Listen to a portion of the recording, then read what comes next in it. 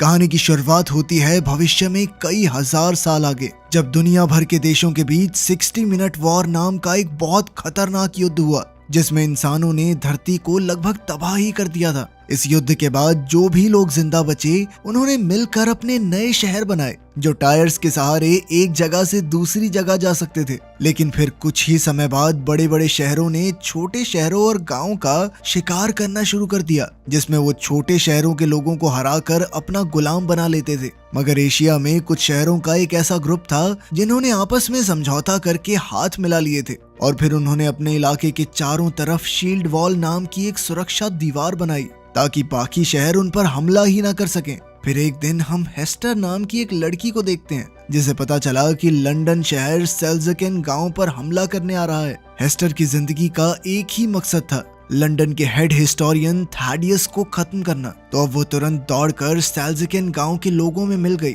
ताकि जब लंदन शहर उन्हें हराकर बंदी बनाए तो हेस्टर भी उनके साथ ही लंदन पहुंच जाए। तभी अचानक अलार्म जोर से बजने लगा और सेल्ज़केन गांव लंदन के हमले से बचने के लिए अपनी जगह से भागा। इसी वजह से अंदर मौजूद लोगों में अफरा तफरी मच गई थी। वहीं दूसरी ओर लंदन के लोग इस शिकार को देखकर बहुत खुश हो रहे थे। सेल्ज़केन पूरी जी जान लगाकर आगे बढ़ रहा था, लेकिन लंदन उससे काफी तेज और ताकतवर था। तब सेल्ज़केन के ड्राइवर्स ने सारा अनाज जमीन पर गिरा दिया ताकि भार कम हो जाए और वो तेजी से भाग सकें। अब वो तेजी से खाई की तरफ बढ़ रहे थे। जल्द ही वो खाई में गिरने वाले थे कि ऐन वक्त पर उन्होंने दिशा बदल ली, मगर अचानक मुड़ने की वजह से उनके कुछ पुर्जे और एक टायर टूटकर अलग हो गए। इसी दौरान लंदन ने अपना शिकंजा उन पर कस लिया।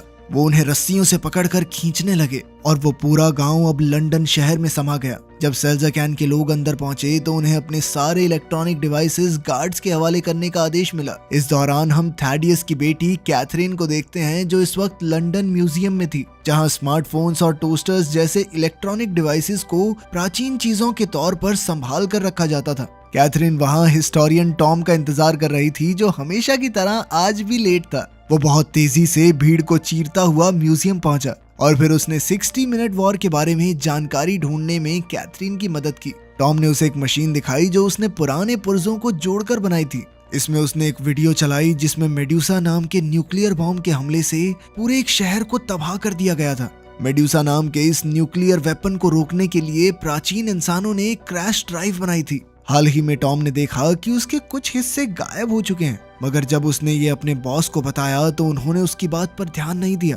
तब टॉम ने एक खुफिया कैबिन बनाया जो सिर्फ पासवर्ड से खुलता था। फिर वो कैथरीन को अंदर ले गया जहां उसने प्राचीन हथियारों के पुर्जे संभाल रखे थे, मगर वो ये नहीं जानता था कि हिस्टोरियन हर्बर्ट छुप कर ये सब देख रहा था। अब टॉम ने कहा कि वो इन सारे हथियारों को नष्ट करना चाहता है ताकि भविष्य में कोई इनका गलत इस्तेमाल करके मासूमों की जान न ले सके। फिर जैसे ही टॉम और कैथरीन वहां से बाहर निकले तो हर्बर्ट ने कहा कि अब से टॉम हिस्टोरियन नहीं है, बल्कि उसे नीचे के लेवल्स पर जाकर साफ सफाई का काम करना होगा। हर्बर्ट जानता था कि इस वक्त बाहर बहुत भीड़ होगी और टॉम समय पर नहीं पहुंच पाएगा, जिससे उसे नौकरी से निकालने का मौका मिल जाएगा। मगर कैथरीन ने टॉम से कहा कि वो टॉम को वहां जल्द से जल्द पहुंचा सकती है। कैथरीन अपने वीआईपी पास का इस्तेमाल करके उसे अपने साथ खास एलिवेटर्स पर ले गई। इस दौरान टॉम ने कहा कि उसे किसी भी हालत में निचले लेवल में जाकर नए कैदियों से इकट्ठा किए हुए डिवाइसेस को चुराकर म्यूजियम में ले जाना होगा। अगर वो समय से पहले वहां नहीं पहुंचा तो वर्कर्स उन्हें कूड़ेदान में फेंक देंगे और फिर उन्हें आग में जला दिया जाएगा। उधर निचले लेवल्स में सेल्ज़केन से मिले कैदियों की जांच करके उनके हथियार छीने जा रहे थे। हेस्टर तो बड़े आराम से आगे निकल गई क्योंकि उसने अपना चाकू कपड़ों में छुपा रखा था। उधर टॉम जल्द ही कूड़ेदान तक पहुंचा और पुराने डिवाइसेस इकट्ठे करने लगा। तभी वहां थैडियस भी आ पहुंचा क्योंकि उन्हें कैदियों से एक फ्यूजन इन्वर्टर सेल मिला था जो कि थैडियस के मुताबिक बेहद खतरनाक था। खैर टॉम ने उसे बताया कि इंजीनियर्स ने म्यूजियम में मौजूद सभी सेल्स चुरा लिए हैं, तो थैडियस का कहना था कि वो खुद इस मामले से निपट लेगा। तभी पास में सेल्ज़केन के एक आदमी ने एक गार्ड को धक्का दे दिया जिससे वहां कैदियों और गार्ड्स के बीच में हाथापाई शुरू हो गई। तब थैडियस ने चिल्लाकर उन्हें रुकने को कहा। इसी अफरा तफरी का फायदा उठाकर हेस्टर थैडियस पर हमला करने के लिए उसके बहुत करीब आ पहुंची। उसी पल टॉम की नजर उस पर पड़ गई और उसने थैडियस को आगाह करने की कोशिश की, लेकिन तब तक बहुत देर हो चुकी थी। अचानक हेस्टर ने ऐलान किया कि ये उसकी माँ की मौत का बदला है और उसी पल थैडियस के पेट में चाकू घोंप दिया।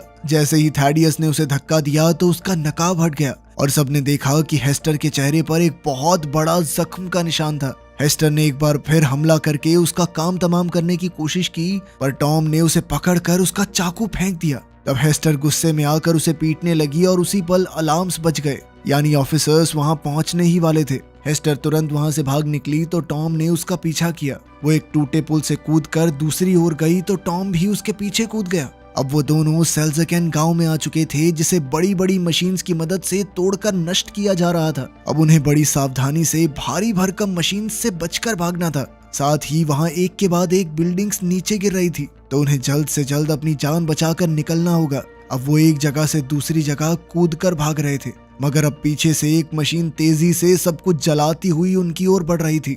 उसी पल हेस्टर फटाफट एक दरवाजा खोलकर अंदर घुस गई और फिर दरवाजा बंद कर दिया। तब टॉम ने पूरा जोर लगाकर दरवाजा खोला और एक बार फिर से हेस्टर का पीछा करने लगा। इसी दौरान हेस्टर ने देखा कि सामने से थैडियस उसे पकड़ने आ रहा था, तो वो उसी पल वापस मुड़ गई। अब वो पकड़े जाने से बचने के लिए कूड़ेदान के कुएं में कूद गई, लेकिन अचानक टॉम ने उसका हाथ पकड़कर उसे बचा लिया। तब हेस्टर ने टॉम को थैडियस से उसके चेहरे के निशान और उसकी मर चुकी माँ के बारे में पूछने को कहा और फिर वो हाथ छुड़ाकर कुएं में कूद गई। कुछ ही पलों में थैडियस टॉम के पास पहुंचा तो टॉम ने हेस्टर के शब्द दोहराए, मगर ये सुनकर थैडियस ने टॉम को भी कुएं में धक्का दे दिया। जल्द ही कैथरीन और बाकी गार्ड्स भी वहां आ गए, पर थैडियस ने उन्हें झूठ कह दिया कि टॉम और हेस्टर रेलिंग टूटने की वजह से नीचे गिर गए। पर उसी समय कैथरीन की नजर बेविस नाम के एक आदमी पर पड़ी, जो पहले से वहां छुपा हुआ था। खैर, अब कूड़ेदान के कुएं से सारा कूड़ा शहर से बाहर गिरता था, तो जाहिर है कि टॉम और हेस्टर भी वहीं गिरे होंगे।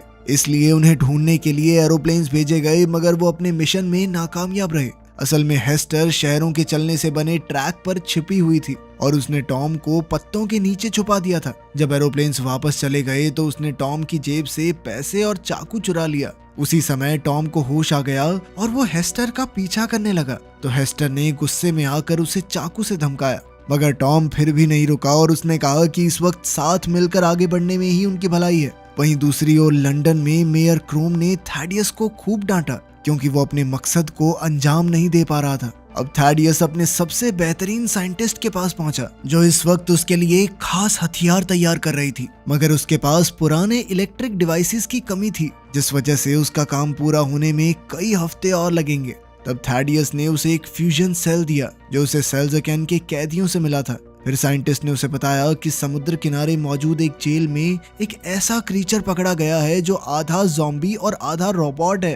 वो एक खतरनाक शिकारी है जो हमेशा हेस्टर का नाम चिल्लाता रहता है। अब थैडियस उसी पल प्लेन में बैठकर समुद्र की ओर निकल पड़ा, जहां समुद्र के ऊपर लटक रही एक जेल में श्राइक नाम का वो जानवर बंद था। असल में श्राइक को हेस्टर की तलाश इसलिए थी क्योंकि हेस्टर ने एक वादा तोड़ा था, जिस वजह से श्राइक उसे मारना चाहता था। थैडियस भी हेस्टर का खात्मा चाहता था, इसलिए उसने अपने एयरप्लेन से हमला करके जेल की जंजीरें तोड़ डाली, ताकि जेल सीधा नीचे जा गिरे और श्राइक आजाद हो जाए। वहीं दूसरी ओर कैथरीन ने बेविस को ढूंढा और उससे पूछा कि आखिर हेस्टर और टॉम के साथ सच में क्या हुआ था। तब बेविस ने खुलासा किया कि थैडियस ने उन दोनों को नीचे धकेल कर मारने की कोशिश की थी। बेविस ने कहा कि कैथेड्रल में कोई एनर्जी प्रोजेक्ट नहीं चल रहा, बल्कि उसकी आड़ में किसी बड़ी साजिश की तैयारी चल रही है, लेकिन वो खुद सच तक नहीं पहुंच पाया क्योंकि कैथेड्रल के गार्ड्स उसे अंदर नहीं जाने देते थे। अब कैथरीन ने उसकी मदद करने का फैसला किया। उधर हेस्टर और टॉम आगे बढ़ रहे थे, तो हेस्टर ने उसे जिंदा रहने के लिए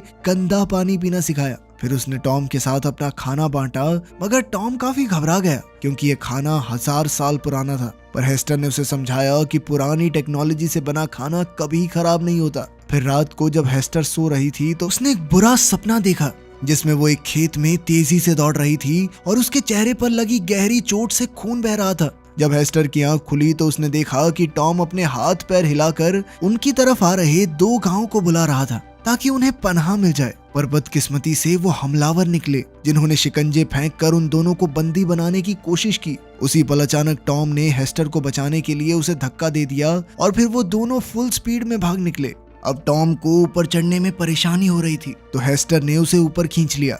पर जैसे ही टॉम ऊपर आया तो हेस्टर गायब हो चुकी थी। अब दोनों गांव उन पर हमला करने ही वाले थे कि वो पीछे खिसका और अचानक एक सुरंग में गिर गया। असल में हेस्टर और टॉम दोनों ही सुरंग में गिरकर स्कटलबग नाम के एक अंडरग्राउंड शहर में आ चुके थे। कुछ ही पलों में ये शहर भी चलने लगा। पहले तो ड्राइवर और उसकी पत्नी उनके साथ काफी अच्छे से पेश आए, पर जल्द ही उन्होंने हेस्टर और टॉम को एक सेल में कैद कर दिया। वहां बैठकर हेस्टर ने टॉम को बताया कि जब वो 8 साल की थी तो उसकी माँ पेंडोरा की मौत हो गई थी। उसकी माँ पेंडोरा एक आर्कियोलॉजिस्ट थी जो दुनिया भर में घूमकर इतिहास के बारे में और जानकारी ढूंढने की कोशिश करती। थैडियस उसका खास दोस्त था और वो अक्सर उससे